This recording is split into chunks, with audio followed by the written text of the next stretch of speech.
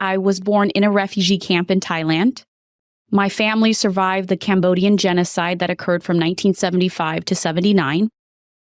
It's odd because not many people are aware of it or know the details. Maybe they've heard of it, but they don't know the details. They don't know that 2 to 3 million people died, which different estimates say between about 40% of the population.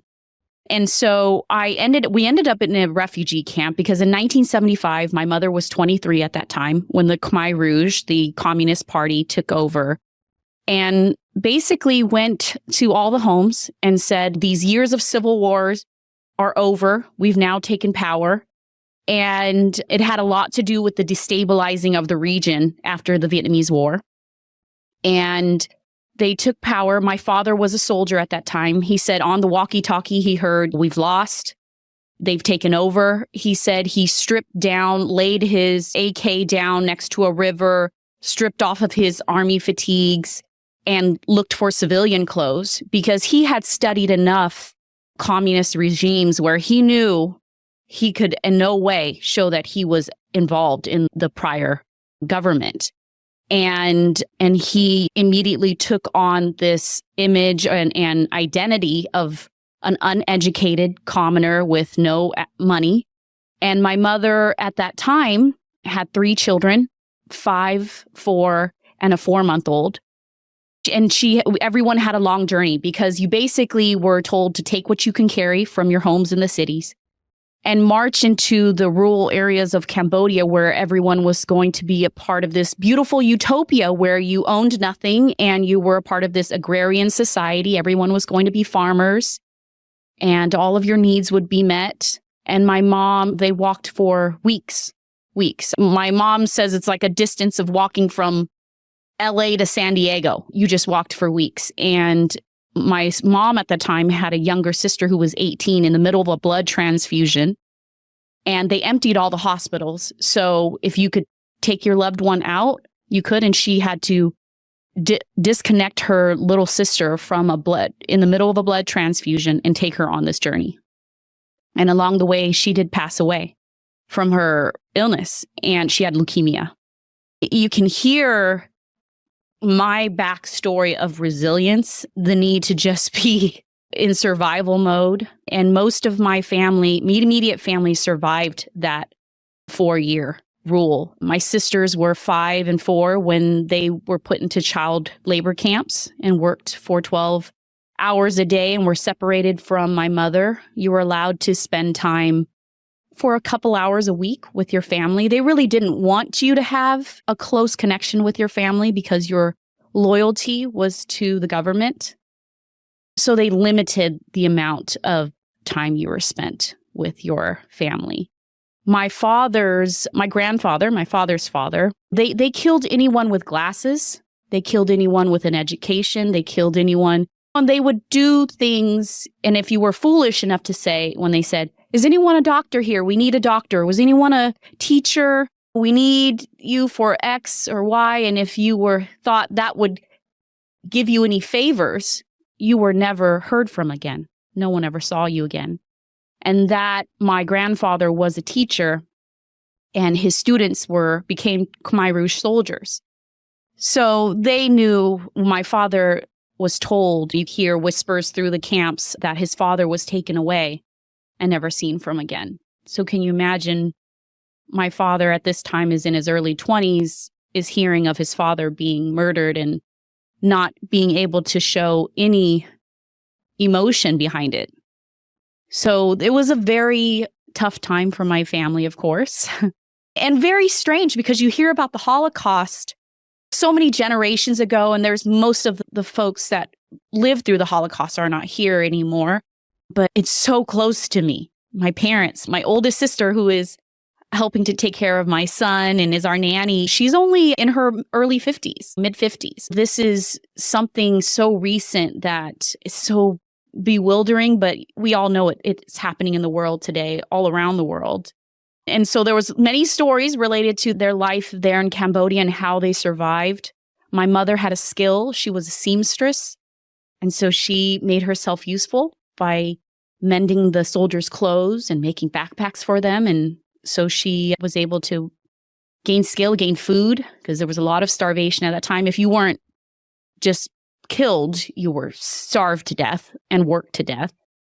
And then once the Khmer Rouge were overthrown in 1979 is when my family saw the government being put into place wasn't what they felt would lead the country to a place where they wanted to raise their children. And that's when we escaped and went to refugee camps along the Cambodia-Thai border, which was where I was born.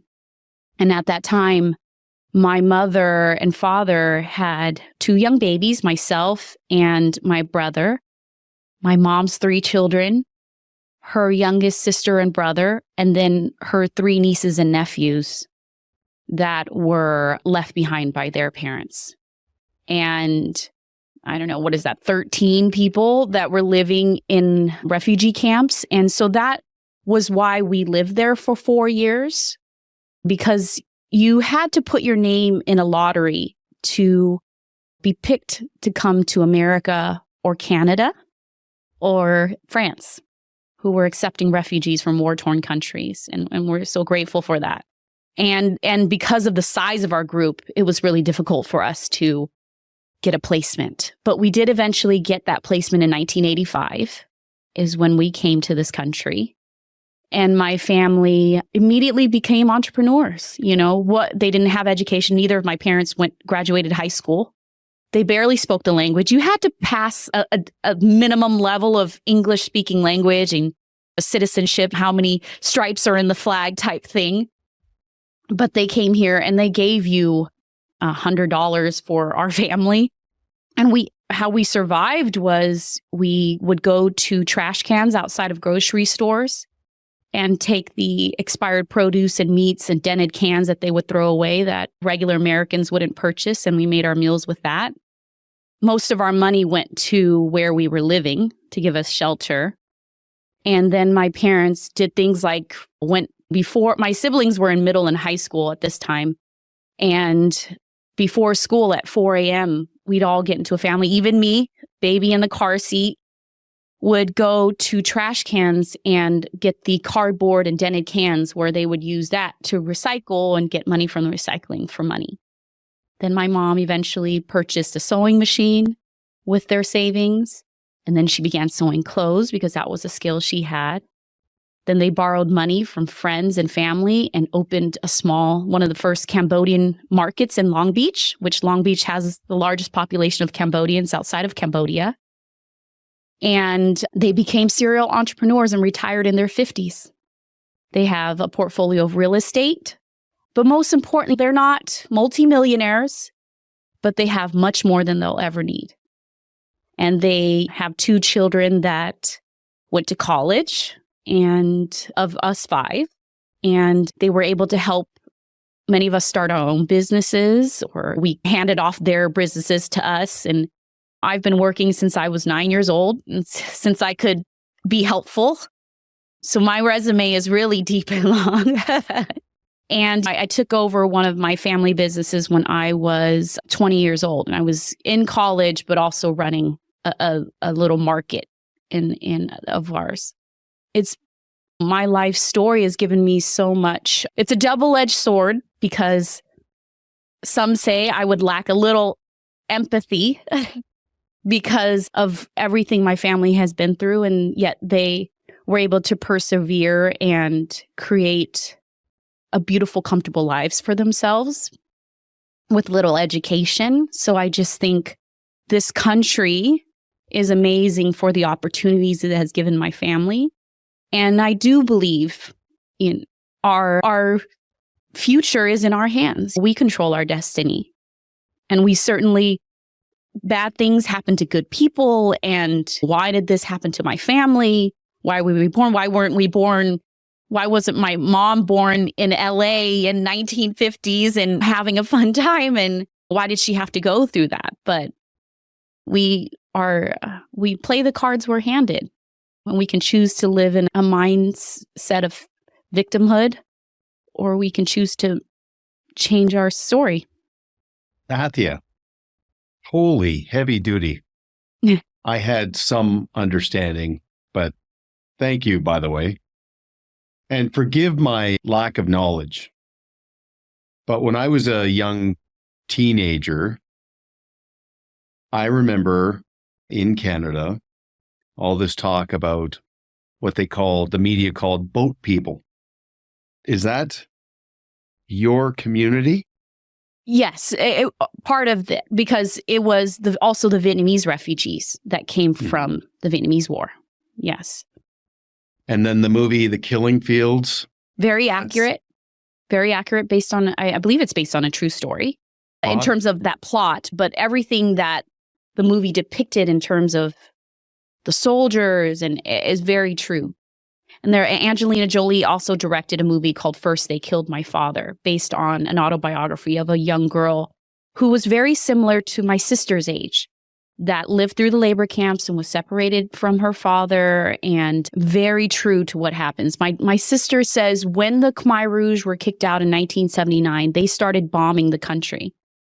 And she remembers running through the camps and just bombs and people exploding all around her. And she was probably 8 years old at this time, 9 years old, and running for safety. On how no cell phones, no internet, my family all found each other is amazing. I don't even know how that was possible.